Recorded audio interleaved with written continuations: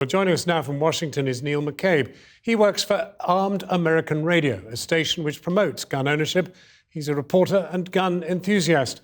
Neil McCabe, I can tell you're a patriot. Are you proud of a country that manages to see the deaths of 13,338 people from gunshot wounds from guns fired by civilians in your country in 1 year?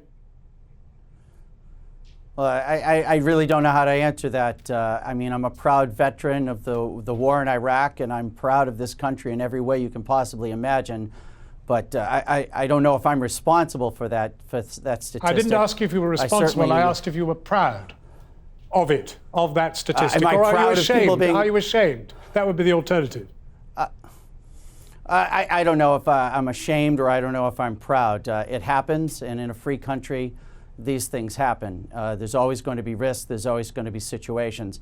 I do know that murders by guns have been falling for the last at least 6 years. And I do know that a lot of Americans, like myself, feel no obligation to be a victim. And if this is a massacre after massacre country, as your reporter described, I would prefer to be armed rather than disarmed.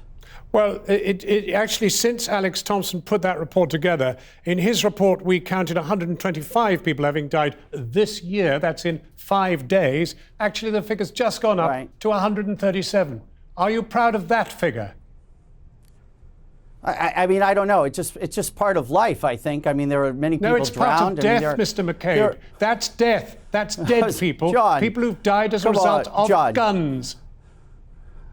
Well, listen, more people die by fists and kicks than by rifles. So, I mean, I don't know how you want to divide it. People die, people are murdered. It's human nature. But in those situations, there is no obligation to be a victim. I don't want to hide under a desk. I would rather have a gun to protect myself. Is there a danger, do you think, perhaps, that some of the people who get hold of guns are what you and I might call nutters? I don't know what that means. Well, mad people. I do know that there are people who are crazy. I think that would be the word in America. I think that the statistics would tell you that 80 or 90% of the people who suffer from mental illness are not necessarily violent. If someone has been judged unable to function, or a judge has said that he's mentally ill, I guess there's a way to go through a legal process.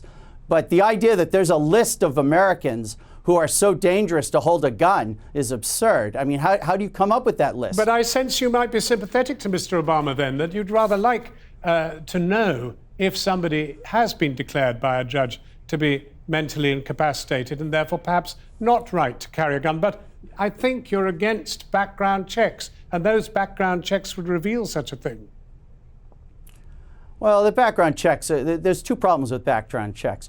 One is that just as a function, as a process, right? The idea that you have to ask permission to exercise a constitutional right strikes people as absurd and really un-American.